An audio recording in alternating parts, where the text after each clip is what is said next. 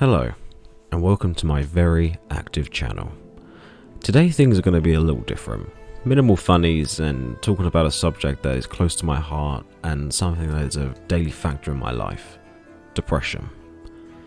As a disclaimer, I'm not a medical professional and this video isn't intended to be about diagnosing or anything along those lines.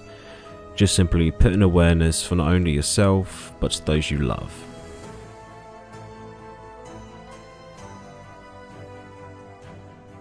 Depression, to put it to its absolute basics, is a mood disorder that causes a persistent feeling of sadness and/or a loss of interest. Also known as MDD, which is Major Depressive Disorder, or CD, which is clinical depression. It can affect multiple factors and is different for everyone. Things such as, but not exclusive to, how you feel or think, behave, and how those can lead to an array of emotional and physical problems. You may also have trouble getting things done, have low self-esteem, feelings of being a failure and hopelessness. It is a low mood that can last for weeks, months, years, or even lifelong. Lifelong depression can also be known as PDD, which is persistent depressive disorder, which is the long-term form of it. These things can lead to a lack of emotion, numbness, shutting yourself away, and sometimes fatality. There is no symptom that is exclusive or unique to either male or female sufferers. Some people will feel it more vividly than others, but that doesn't mean it doesn't have any less of an impact to them. No two people will feel the same or go through the same hardships, but depression can still be as apparent in each other. Just because both parties' qualities of life are different, doesn't mean they can't be going through the same motions.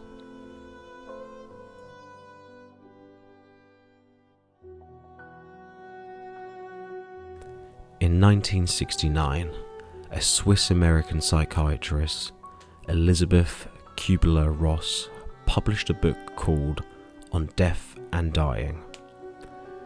This was inspired by her work with terminally ill patients.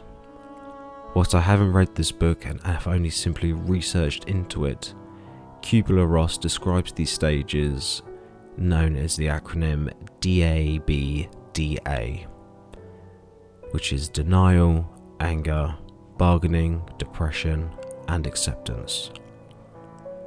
These all collate into what is more famously known as the 5 stages of grief.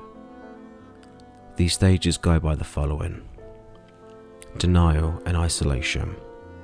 The feelings of extreme sadness can be hard to ignore, but people still ignore the issue, often knowing that there's a problem and they'll just simply get over it. But when that denial wears off, anger comes in. And because you realise you cannot overcome feelings of depression and the effect it is having on you and your world, you become hostile and angry. This is when bargaining happens. When depression takes on its own life and reveals horrible things about yourself, you try to negotiate away thoughts created by depression and replace them with positivity. But with depression, this creates a sensation of isolation, as if you're lost in the wilderness with no direction. The final stage is acceptance. This means you have finally made peace with the reality of your mental illness, ultimately the beginning of the end, whether that be from seeking help or just succumbing to its malicious grip. But before going through these stages, you may see in either yourself or others some obvious and some quiet symptoms. Some that I have covered before and some I have not, such as a range of feelings of unhappiness and hopelessness, loss of interest in things that once brought you enjoyment, moments of being tearful without much or any probable cause, anxiety, constant tiredness, an irregular or bad sleep pattern, loss of appetite, loss of sex drive, low in spirit, stress, and the end all, suicidal.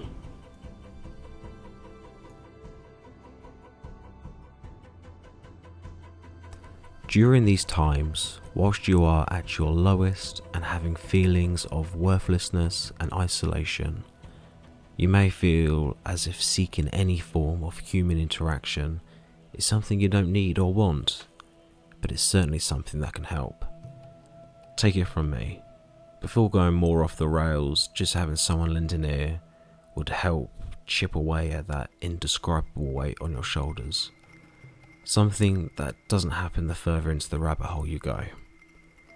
Any crack in the armour can be seen as a sign of weakness, but in cases like this, a crack is something you want.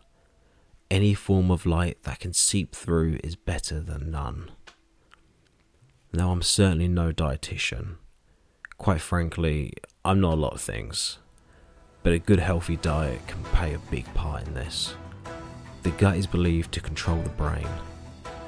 All the crap and rubbish we throw at it can affect it. I'm no angel because I have the diet of a soon-to-be diabetic 8-year-old who sweats out on, whatever is the new hit free-to-play multiplayer game. But this is something that is commonly expressed for all factors of life. Eat well, be well. Now, practicing any form of regular self-help is and can be amazing. Any form of exercise, meditation, or even yoga, something that can take you away or out is great. Being able to just do something for the betterment of your body or mind in your own space, or even shared space, in places like gyms or in team activities. Getting those endorphins pumping and over time seeing physical results can become a healthy addiction that can stick. But this isn't a gym bro blog, just something from personal experience. Something that I constantly chase, but to its own detriment.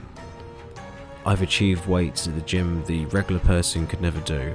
I've built muscles in places people wish they had. Yet, I'm not happy with it. I strive to be more, bigger, faster, stronger. Even the contemplation of performance-enhancing drugs. Just strive for a goal and maintain it, because boy, I cannot stand to look in the mirror.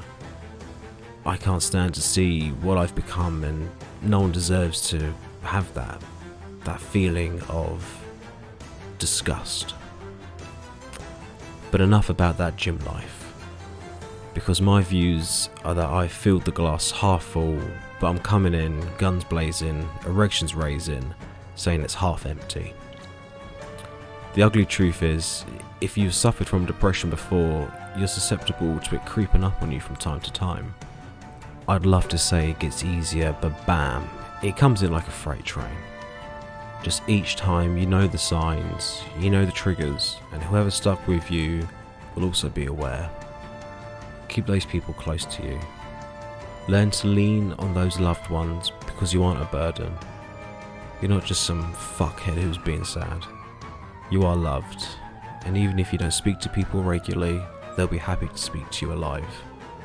Rather than reminiscing, wishing they could have been there, telling others over a drink in a room full of people feeling the same. These people can support you by directing or even nudging you into the right path. Just don't become dependent on them for your happiness, because if that castle crumbles, you're going to be under a lot of rubble. Take it from me. Now, to sign off and go through a little bit about my troubles and why I wanted to make this. Life is hard. Waking up either crying or immobilized isn't a sign of you being weak. Nothing is. I'm considered to be a bit of a loose cannon, and at work I'm like this fortress of being tough and nothing affects me. But let me tell you now, I've cried multiple times there. I've shown my underbelly, and no one's batted an eyelid. Not a single soul said it was weak. To show a side no one has seen and cry in a room full of people. If the shoe was on the other foot, I'd say you're pretty fucking tough. To lose those things you thought would be by your side forever, lovers, friends, family, pets, even prized possessions, and still go on, you're doing something incredible and, quite frankly, heroic. Now, when I say I've been used and abused, you name it, and chances are it's happened in some form or capacity. To say I have a list of regrets longer than the M6 would be an understatement.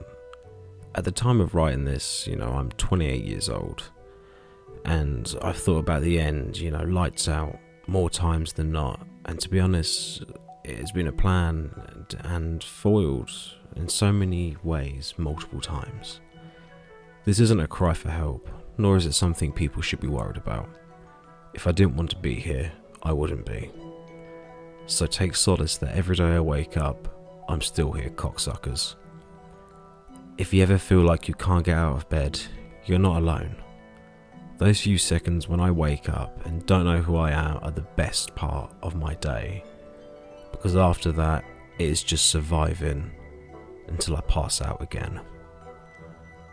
I wanted to make this just to simply throw some extra awareness to you all, and some that others may not have been aware about.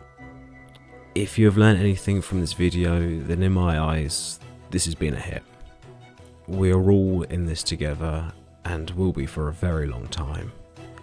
It's like a swing. Whilst you're down, you're chasing that you want to be high and happy again. But those highs don't last forever, and it's about the coping whilst you wait. Just remember, hope is never lost. You are not a burden. There are people that do care.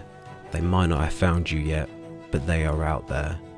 The time to talk is the time you don't want to, but if you don't, there might be a time you won't be able to. So tell me, how are you doing?